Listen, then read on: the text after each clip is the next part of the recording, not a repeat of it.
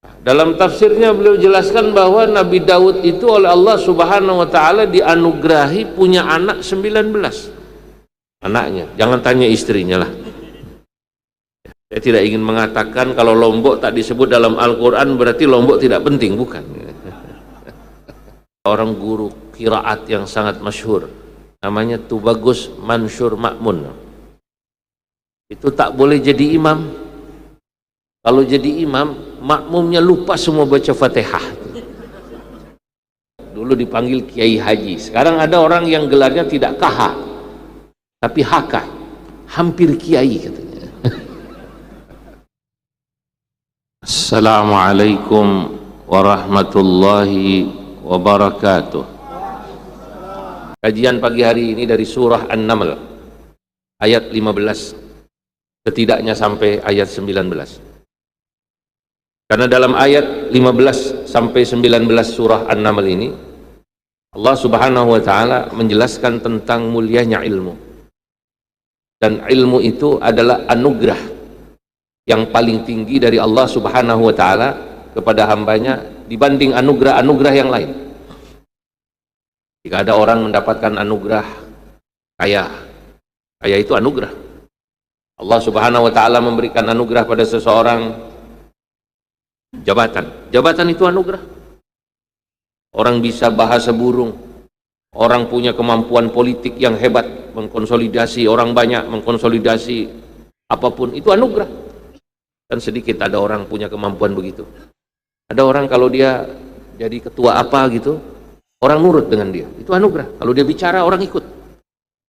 Tapi anugerah-anugerah itu ternyata semuanya kalau di ranking di bawah anugerah ilmu. Mana buktinya? Allah Subhanahu wa taala ketika menceritakan Nabi Daud dan Nabi Sulaiman. Ini dua nabi, yang satu bapak, satu anak, yang satu raja juga. Nabi Daud raja, Nabi Sulaiman raja, kan begitu. Nabi Daud itu punya anak, kata para ahli tafsir, setidaknya dalam tafsirnya Syekh Wahbah Az-Zuhaili, saya baca, namanya Tafsir Munir, ditulis oleh ulama dari Syria, ulama yang sangat produktif. Tak banyak bicara beliau itu kalau bicara, pembicaraannya datar, mungkin tak ada retorikanya sama sekali. Tapi kalau menulis, Masya Allah, beliau menulis kitab fikih namanya Al-Fiqhul Islami wa Adillatuh. Itu sekarang sudah 14 jilid. Tafsir Munirnya ini 16 jilid, Pak. Baru dua kitab ini 30 jilid ya. Dalam tafsirnya beliau jelaskan bahwa Nabi Daud itu oleh Allah Subhanahu wa taala dianugerahi punya anak 19 anaknya. Jangan tanya istrinya lah.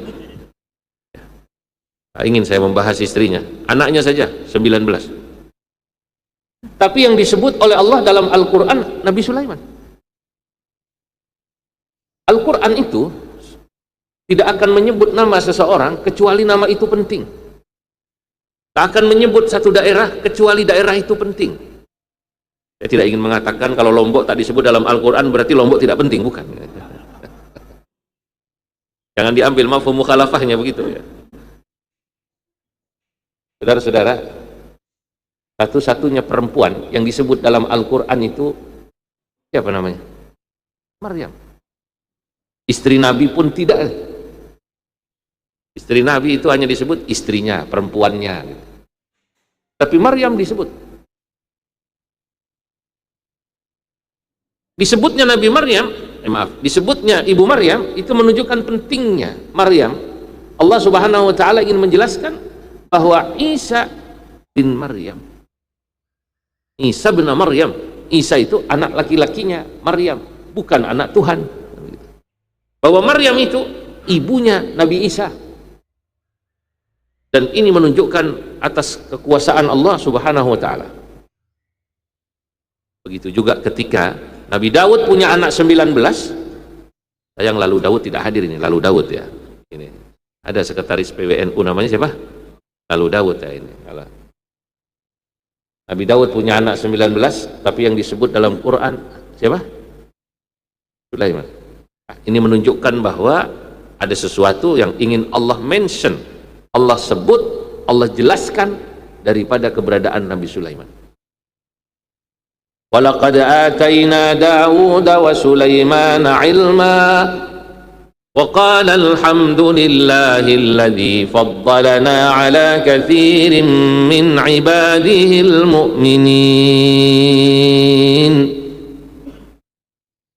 وورث سليمان داود وقال يا أيها الناس علمنا منطق الطير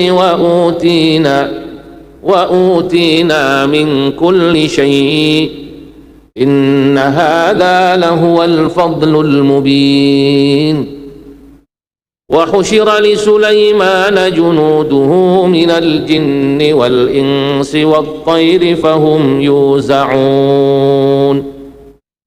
Setidaknya 3 ayat dululah yang saya baca. Walaqad ataina. Lihatlah saudara-saudara, bapak-bapak, ibu-ibu, pelungguh-pelungguh sami, pelinggih-pelinggih sami. Betul begitu bahasanya? Ya. Allah berfirman, sungguh kami telah memberikan kepada Daud, Nabi Daud, wa Sulaiman, dan Nabi Sulaiman, kami berikan kepada keduanya ilmu. Waqala, dan keduanya kemudian berdoa, berkata kepada Allah, Alhamdulillah, segala puji bagimu ya Allah, alladzi faddalana ala kathirin min ibadihil mu'minin. Kau telah memberikan kami berdua kelebihan di atas hamba-hambamu yang mukmin. Apa kelebihan yang Allah berikan kepada Nabi Sulaiman, Nabi Daud, yang melebihi hamba-hamba yang lain? Tadi saya katakan, beliau itu nabi, tapi juga beliau itu alim, beliau itu dikasih Allah ilmu, tapi juga dikasih jadi nabi, tapi juga dikasih jadi raja. Jaranglah itu. Sudah pinter, alim, nabi, raja. Tak cukup itu. Nabi Daud bisa membuat baju besi untuk perang itu. Wa 'allamnahu san'ata labusin lakum lituhsinakum min ba'sikum. Bisa membuat baju besi. Nabi Daud dianugerahi Allah Subhanahu wa taala suara yang indah, Pak. Kalau beliau sedang baca kitab Zabur, burung yang sedang terbang berhenti. Dulu di kampung saya, kampung ibu saya di Banten, ada seorang guru qiraat yang sangat masyhur, namanya Tubagus Mansur Makmun. Itu tak boleh jadi imam. Kalau jadi imam, makmumnya lupa semua baca Fatihah. Saking nikmatnya itu, Masya Allah. Suaranya empuk gitu. Allah. Perempuan-perempuan yang jadi makmum langsung itu, kok ada orang suaranya kayak begini indahnya, tak boleh jadi imam. Ini itu bagus. Mansur Makmum yang katanya suaranya indah ini jauh. Dia hanya membuat orang lupa baca Fatihah. Belum seperti Nabi Daud yang membuat burung yang sedang terbang berhenti. Nabi Sulaiman banyak lagi. Allah sebut dalam ayat ini berikutnya.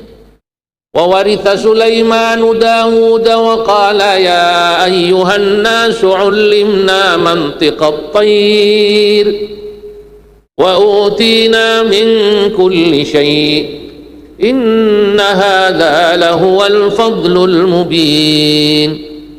Wa waritha Sulaimanu, dan Nabi Sulaiman mewarisi Dawud, Nabi Daud, dalam hal apanya?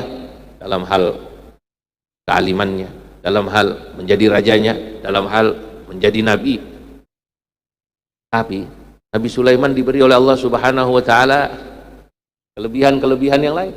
Apa itu? Ulimna mantiqat tayr.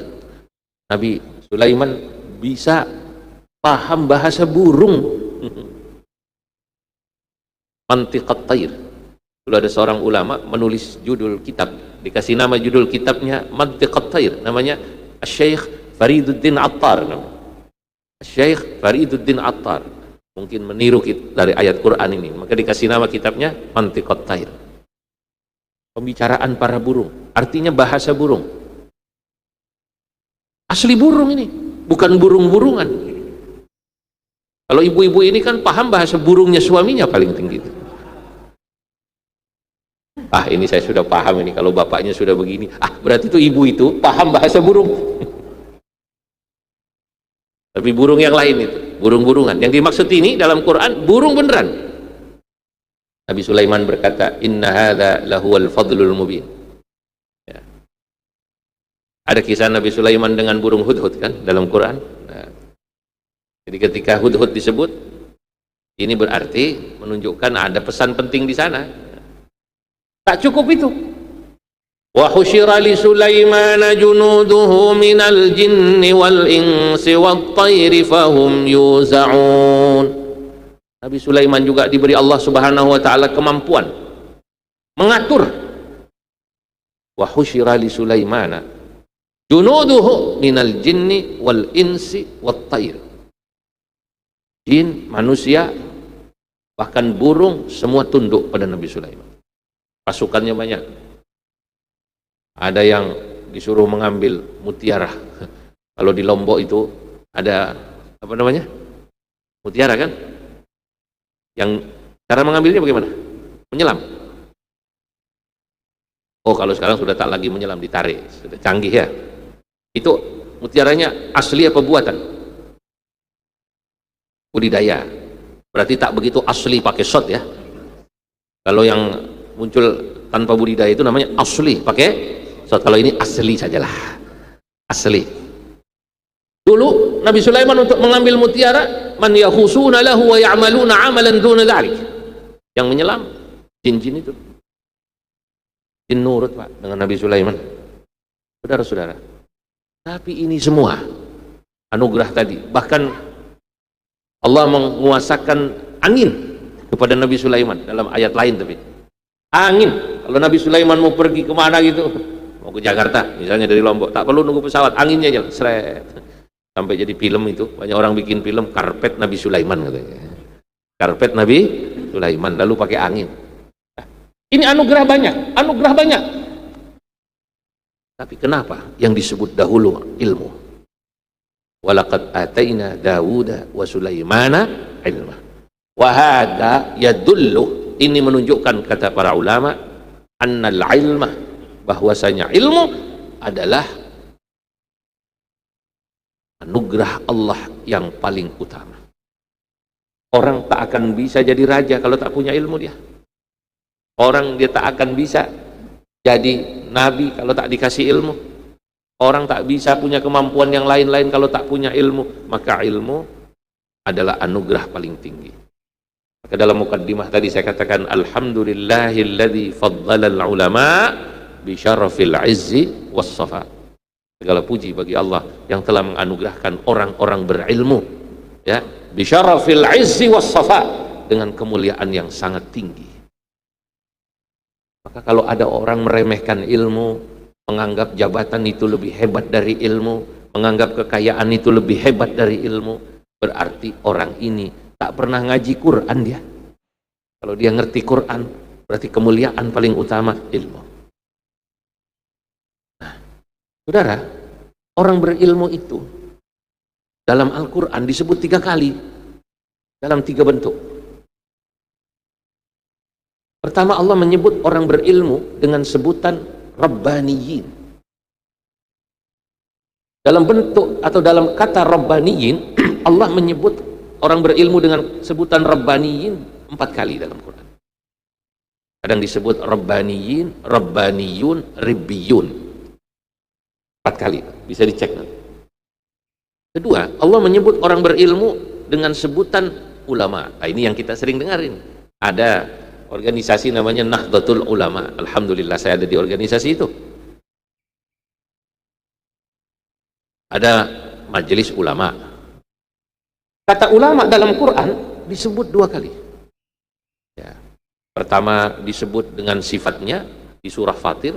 Kedua disebut diidhafahkan dengan Bani Israel, ulama'u Bani Israel. Yang pertama, innama yakhsyallaha min ibadihil ulama. Sesungguhnya hanya orang yang punya rasa takut kepada Allah yang layak dan pantas disebut ulama. Kata ulama dalam Quran tidak banyak, cuma 2 kali. Makanya ulama yang beneran tidak banyak sebenarnya. Walaupun ada majelis ulama, walaupun ada Nahdlatul Ulama, tapi ulama yang benerannya mungkin sedikit. Baru Allah Subhanahu wa taala menyebut orang berilmu dalam Al-Quran dengan sebutan ahlad dzikri. Ini pun 2 kali. Ya. Fas'alu ahlal dzikri in kuntum la ta'lamun. 2 kali. Penyebutannya menunjukkan levelnya dan juga menunjukkan banyak sedikitnya. Rabbaniyin, Rabbaniyun 4 kali disebut dalam Quran. Tapi begitu ulama disebut hanya 2 kali. Ahlul dzikri 2 kali. Berarti Rabbaniyin, Rabbaniyun lebih banyak dari ulama. Karena ulama hanya disebut 2 kali. Ahlul dzikri disebut 2 kali juga dalam Quran. Berarti juga ahlul dzikri dan ulama tidak lebih banyak daripada Rabbaniyin, Rabbaniyun. Allahu Akbar. Al-Quran itu laksana mutiara, ya. Indah sekali. Anda lihat dari sisi manapun dia indah. Dari depan dia indah, dari samping dia indah, dari sisi manapun dia indah. Maka dulu ada seorang ulama tafsir bernama Syekh Ibrahim Al-Biqai, menulis tafsir berjudul Nadhmud Durar fi Tanasubil Ayati was Suwar. Ditulisnya tafsir ini selama 17 tahun. Itu baru nulis tafsirnya 17 tahun. Jangan Anda tanya berapa lama beliau ngaji tafsirnya, coba. Kalau kita ini kan orang yang menikmati serba instan. Mie instan. Apalagi yang instan. Panggilan tuan guru pun instan. Panggilan kiai pun instan. Di Jawa dulu dipanggil Kiai Haji. Sekarang ada orang yang gelarnya tidak KH, tapi HK. Hampir kiai katanya. Hampir kiai katanya. Allah. Imam Ibrahim Al-Biqai menulis tafsirnya Nadhmud Durar fi Tanasubil Ayati was Suwar 16 tahun. Allahu Akbar. Baik, kita coba jelaskan apa makna Rabbaniyin, apa makna ulama, apa makna ahlul dzikri sampai zuhur. Kalau ada sarapannya. Kalau tak ada ya tak sampailah saya, sampai syuruk saja. Rabbaniyin. Allah Subhanahu wa taala menjelaskan makna Rabbaniyin. Rabbaniyin adalah ahli ilmu yang bersangkutan istiqamah dalam hal membaca dan mengajar. Ahli ilmu yang rutin mengkaji kajian, mengajar kajian, berarti dia disebut Rabbaniyin. Dalam perjalanan tadi saya dijemput Menteri Perhubungan dari tempat saya menginap di Pendopo. Saya tanya, bagaimana aktivitas Masjid Islamic Center? Alhamdulillah. Subuh ada ta'lim terus, pada maghrib ada ta'lim. Masya Allah, berarti Rabbaniyin masih banyak. Walakin kunu Rabbaniyin bima kuntum tu'allimuna al-kitaba wa bima kuntum tadrusun. Walakin kunu, jadilah kalian semua, kata Allah, Rabbaniyin, seorang Rabbani. Bagaimana seseorang disebut Rabbani? Allah jelaskan pada kalimat berikutnya. Kalian disebut Rabbani bima kuntum.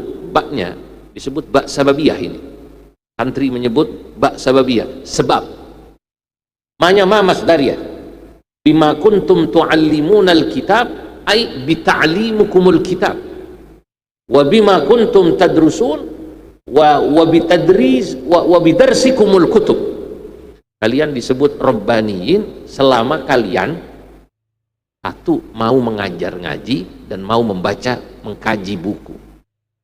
Bapak-bapak, ibu-ibu, pelunggu-pelunggu sami yang duduk ini di masjid ini sudah masuk kategori Rabbaniyin karena mau mengkaji tafsir, mau mengkaji kitab Kifayatul Akhyar, mau mengkaji kitab Bulughul Maram, mau mengkaji kitab-kitab yang lain. Saya dengar tadi beliau bilang dibaca kitab Kifayatul Akhyar. Oh, saya kenal kitab ini. Dikaji kitab Bulughul Maram. Alhamdulillah saya pernah khatam kitab ini. Mengkaji kitab-kitab tafsir yang lain. Tafsir Jalalain kah? Jalalain? Bagus kalau Jalalain. Jangan tafsir jalan lain ya. Kalau tafsir Jalalain, jangan tafsir jalan lain. Kalau tafsir Munir boleh. Tafsir Marah Labid ditulis oleh kakek buyut saya, orang Banten, namanya Syekh Nawawi Al-Bantani. Syekh Nawawi Al-Bantani murid daripada ulama asal dari Bima, namanya Syekh Abdul Ghani Al-Bimawi, Syekh Abdul Ghani bin Subuh Al-Bimawi. Kakek buyut saya dulu sudah kemari, Syekh Umar sampai Bima. Sahabatnya banyak dari Ampenan, murid-muridnya banyak ya. Beliau adalah salah satu ulama Indonesia yang paling masyhur karena kitabnya banyak, nulis 104 kitab. Sahibul Mu'allafat allati sarat bihar rukban washtaharat ila aqasil buldan wa man yusyari ilaihi bil banan. Beliau adalah ulama yang kitab karangannya dibaca orang banyak. Tafsir Munir, Marah Labid. Ya. Apalagi banyaklah. Bahjatul Wasail, Nasaihul Ibad. Nah, dengar kitab Nasaihul Ibad? Nah, ditulis itu oleh Syekh Nawawi saat beliau berusia 82 tahun. Bayangkan Syekh Nawawi usia 82 tahun masih mengarang kitab, Pak. Orang sekarang umur 75, 70 bergelut dengan penyakit asam aurat. Syekh Nawawi umur 81, 82 masih mengarang kitab Nasaihul Ibad. Nah, saudara-saudara, selama orang masih mau ngaji, masih mau baca kitab berarti dia rebani. Dan memang orang-orang yang selalu tidak jauh dari kitab dia baca, dialah ahli ilmu. Tak seperti orang sekarang. Kalau orang zaman dulu kan, kalau belajar agama, dia hatamkan itu ngaji. Pesantren kalau kita baca kitab dari awal mukaddimah sampai akhir hatam. Dan itu tradisi ulama-ulama salaf. Sekarang sayangnya pesantren-pesantren kita sedikit yang masih begini, yang kuat mengkaji kitabnya. Saya tidak tahu apakah di kampus-kampus universitas yang Islam, universitas yang Islam ini, atau yang insya Allah Islam, ya, ngaji kitabnya dari awal sampai akhir. Sudah tidak lagi ya, Masya Allah. Dulu kita hatam. Ulama-ulama dulu sibuk dia dengan membaca buku, menulis, mengajar. Waktunya habis untuk itu. Nah, sekarang ini serba instan. Orang katanya gampang, kalau kita mau tanya tentang hukum agama, tanyalah katanya lewat dulu Mbah Google. Sekarang sudah ada lagi pesaingnya, namanya Mbak Meta AI. Dulu tidak, orang itu dia kalau mau belajar dari kitab. Bima kuntum tu'allimunal kitab wa bima kuntum tadrusun. Maka saudara-saudara, saya katakan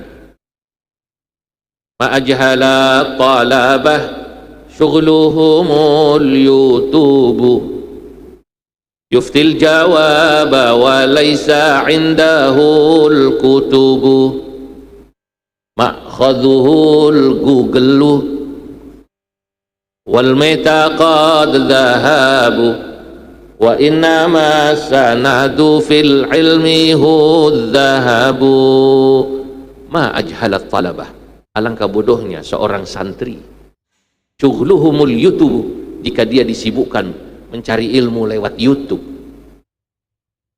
Yuftil jawaba wa laysa indahul kutubu, ketika dia ditanya hukum, dia menjawab hukum lewat membaca kitab, tidak punya jawaban dari buku. Ya comot sana, comot sini. Ma'khadhuhul Google, dari mana ma'khadhunya? Ma'khadh itu referensi. Ma'khadhuhul Google, referensinya dari Mbah Google.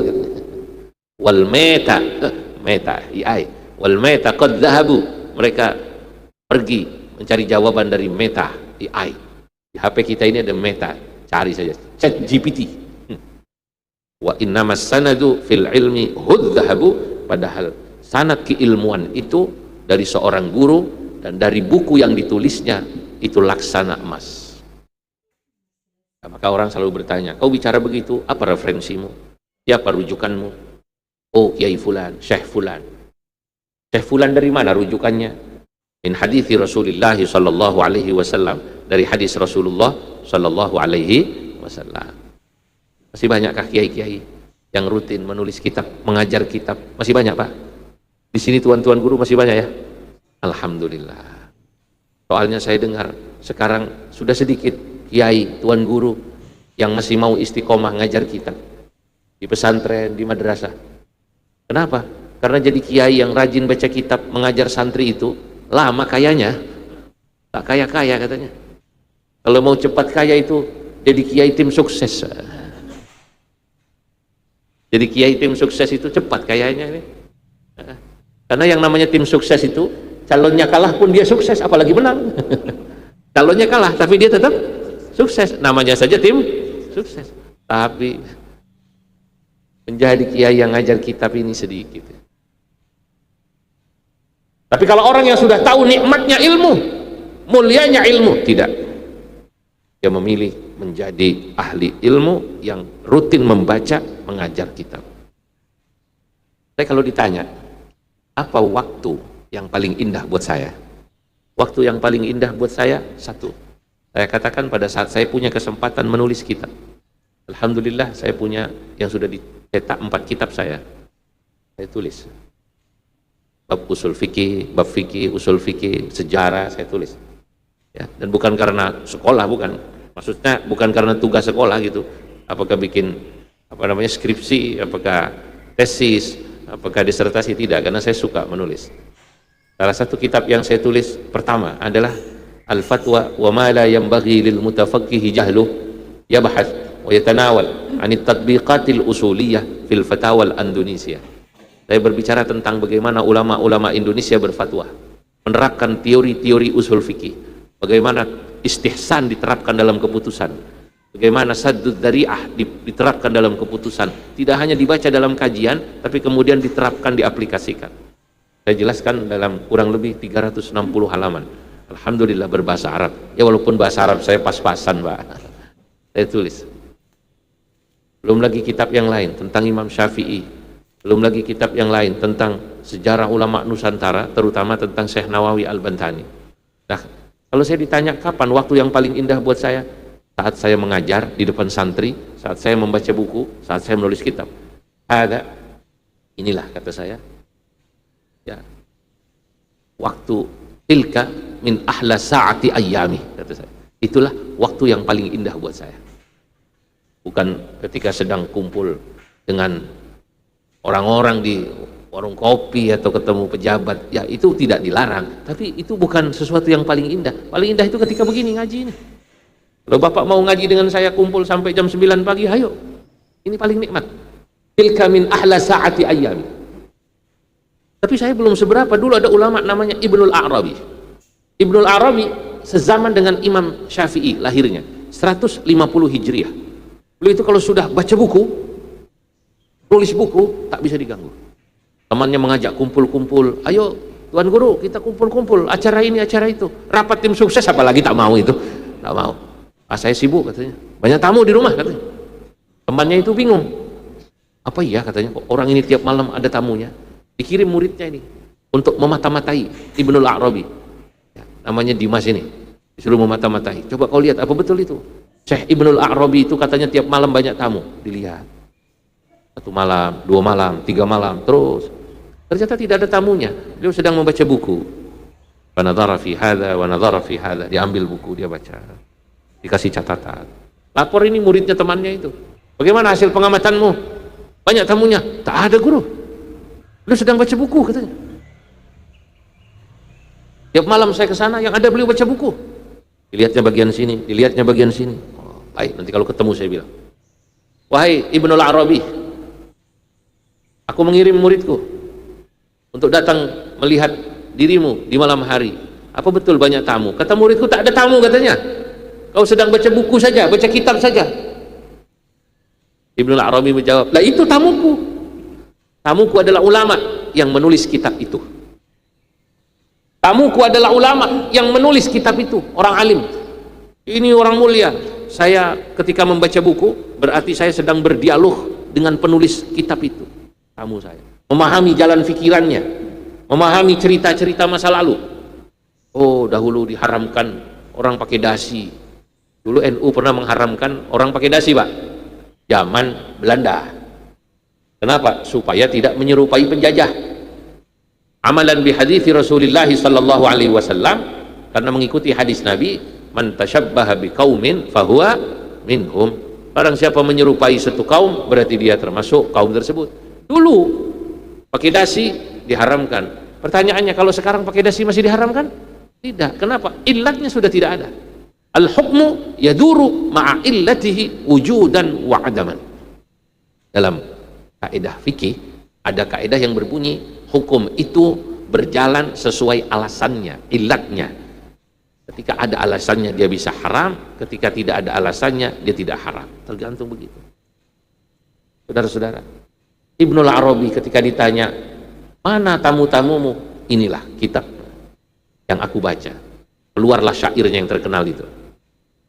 Lana julasa'u ma namallu hadithahum alibba'u ma'mununa ghaiban wa mashhada yufidunana min ilmihim ilma ma madha wa aqlan wa ta'diban wa ra'yan musaddada bila fitnatin tukhsha wala su'i ishratin wala nattaqi minhum lisanan wala yada fa in qulta amwatun fama anta kadhibun wa in qulta ahya'u falasta mufannada. Lana julasa'u, saya punya teman diskusi, mana mallu hadithahum, yang saya tak pernah bosan ketika berdiskusi dengan beliau-beliau ini. Alibba'u, beliau-beliau ini orang yang cerdas. Alibba jamaknya labib. Alibba'u ma'mununa, dan mereka orang-orang yang bisa dipercaya. Ghaiban wa masyhada, baik pada saat ada di depanmu maupun pada saat dia tak ada di depanmu. Yufidunana min ilmihim ilma ma madah, ketika mereka memberikan padamu faedah ilmu, mereka memberikan padamu faedah ilmu yang luar biasa, ilmu-ilmu terdahulu yang kau tak pernah tahu dan kau belum lahir. Wa aqlan wa ta'diban wa ra'yan musaddada, mereka mencerdaskan akalmu. Jadi kalau kita mau cerdas, ngobrolnya dengan ulama penulis kitab, Pak. Ya. Ngobrolnya dengan ulama penulis kitab. Masya Allah. Inilah disebut rabbaniyin. Kalau kita ingin cerdas, ngobrolnya dengan ulama yang ngajar ngaji. Rabbaniyin. Saya melihat ini, Lombok ini masjid raya yang ngaji masih banyak ini, saya sudah bisa menyimpulkan. Insya Allah warga Lombok, warga NTB ini semuanya cinta sama ilmu. Amin. Ayo. Saya beberapa kali datang di Islamic Center tempat lain tuh tak semacam ini jemaahnya. Kalau ini alhamdulillah masih banyak yang ngaji, Pak. Dan wajah-wajah yang ngaji ini dari wajahnya kelihatan rata-rata ini Al-Qur'an di luar kepala semua ini, Pak. Di luar kepala semua Al-Qur'an. Kepala di mana, Quran di mana lah. Alhamdulillah. Rabbaniyin. Makanya kalau ada ahli ilmu yang ngaji, kita harus senang. Kalau perlu kita biayai. Sebab ini yang membuat Islam hidup. Ada pesantren kiai yang masih baca kitab, ini harus kita biayai dia. Penting. Kedua ulama. Al-Quran menyebut ahli ilmu, yang kedua dengan sebutan ulama. Siapa ulama itu? Ahli ilmu yang layak dipanggil ulama itu, kata Allah, ketika yang bersangkutan memiliki sifat khasyatullah, rasa takut kepada Allah. Tak cuma banyak menulis, tak cuma baca mengajar, apa yang ditulisnya, apa yang diajarkan sesuai apa tidak dengan perilakunya. Boleh jadi dia dipanggil tuan guru, boleh jadi dia dipanggil kiai, boleh jadi dia dipanggil profesor, doktor, tapi jika tak punya dia rasa takut kepada Allah, tak pantas dipanggil ulama. Innama yakhshallaha min ibadihil ulama. Doktor, tuan guru, kiai, buya, itu kan panggilan saya, panggilan masyarakat. Allah menyebut ulama dengan sifatnya. Masya Allah. Maka ada orang, Pak, mungkin tak sepintar kiai, doktor, tuan guru, profesor, tapi kalau rasa takutnya kepada Allah lebih tinggi daripada beliau-beliau ini, inilah ulama sesungguhnya. Saya menceritakan satu kisah yang masyhur dari guru saya dapat tentang Syaiban, tukang angonnya Imam Syafi'i, yang ngurusi ontanya Imam Syafi'i, kudanya Imam Syafi'i. Tapi orang ini disegani oleh Imam Syafi'i, sehingga ketika Ahmad bin Hanbal, Imam Ahmad pendiri mazhab Hambali, mau mengaji pada Imam Syafi'i, kata Imam Syafi'i, Syaiban awalan, coba ngaji dulu sama Syaiban. Imam Ahmad bin Hanbal bingung, kenapa saya suruh ngaji sama tukang angon namanya Syaiban Ar-Ra'i?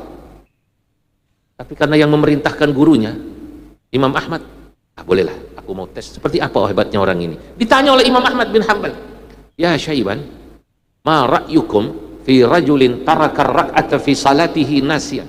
Hai Syaiban, aku mau tanya padamu, bagaimana hukumnya kalau anda seseorang sholat lupa satu rakaat, sholat zuhur, asar mestinya 4, baru 3 dia sudah salam, kurang 1.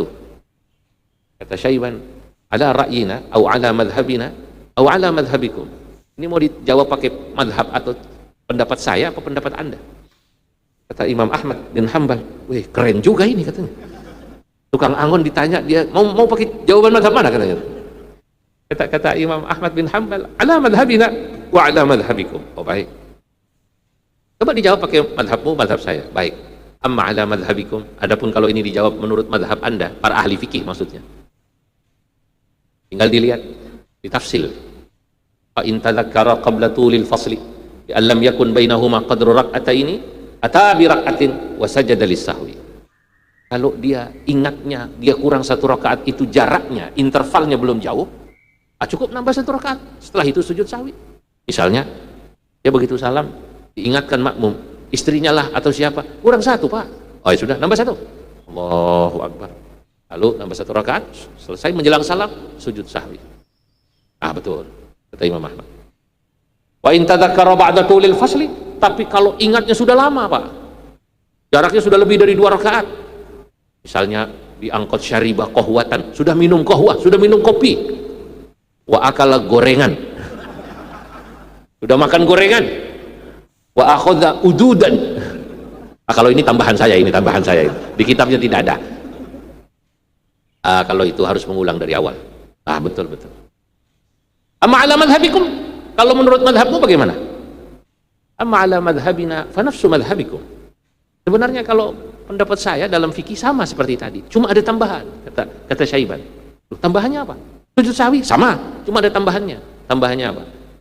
Kami kalau lupa satu rakaat dalam salat seperti tadi itu, mestinya zuhur 4 baru 3 salam, kata Syaiban, panasumu sanatan kafaratan lima fata minal ghaflah.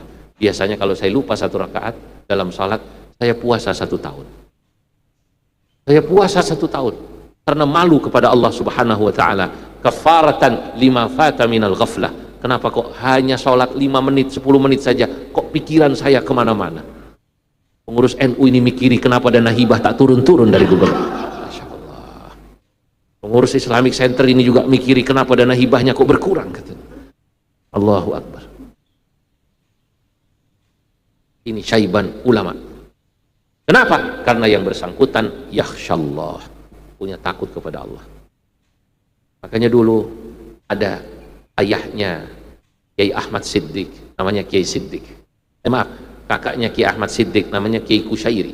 Tinggalnya di Banyuwangi, di Glenmore namanya.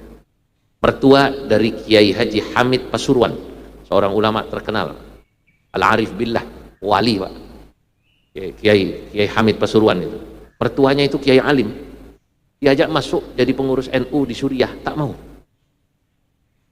Saya belum ulama katanya. Janganlah saya duduk jadi pengurus NU, apalagi kok di Suriah. Ketua pun tak mau. Masya Allah. Ulama itu berat. Tapi saya dukung NU katanya. Saya jangan di majelis ulama. Saya bukan ulama. Ulama itu berat. Keluar itu kalimatnya. Pengarang syair. Syairnya indah sekali. Inni i'tadartu liman qilahumul ulama lada mahafila tud'a nahbatal ulama li'annani lastu minhum la wa rabbuhum bal lastu mimman yaliqul hafla bil ulama li'anna kunhahum minal ilahi wusif fi khasyatin wa tuqan fil hasri fi innama inni i'tadartu, aku meminta maaf liman qilahumul ulama, kepada beliau-beliau yang sudah disebut ulama, lada mahafila, yang beliau ada di satu organisasi, tud'a Nahdlatul Ulama, nama organisasinya Nahdlatul Ulama. Saya tak usah dimasukkan dalam struktur karena saya malu. Di annani lastu minhum, karena saya ini bukan ulama katanya. Bal lastu mimman yalikul hafla bil ulama, bahkan duduk di bagian depan dengan ulama saya tak pantas. Di anna kunhahumu, karena hakikat ulama itu minal ilahi wusif, disebut oleh Allah dalam Quran fi khasyatin wa tuqan, dengan sebutan takwa dan takut pada Allah. Bahkan fil hasri fi innama, diberi adatul hasr, innama yakhsyallaha min ibadihil ulama. Allahu Akbar. Begitu saya tahu syair ini, ada ulama semacam ini, malu rasanya saya kalau melihat orang zaman sekarang berebut ingin menjadi ketua MUI, berebut ingin menjadi ketua NU. Malu saya. Sampai di mana ilmumu? Sampai di mana rasa takutmu dibanding ulama-ulama kita itu. Yang oleh Allah disebut innama yakhshallah min ibadihil ulama. Saudara, ini yang kedua. Yang ketiga kapan-kapan lah ya. Kalau ada sarapannya, entah ada sarapannya. Tak usah lama-lama. Tak usah ada tanya jawab, sudah lewat waktunya ya. Mohon maaf atas segala kekurangan. Semoga kita semua diberi oleh Allah keberkahan umur, keberkahan ilmu, dan keberkahan anak-anak keturunan yang soleh solehah.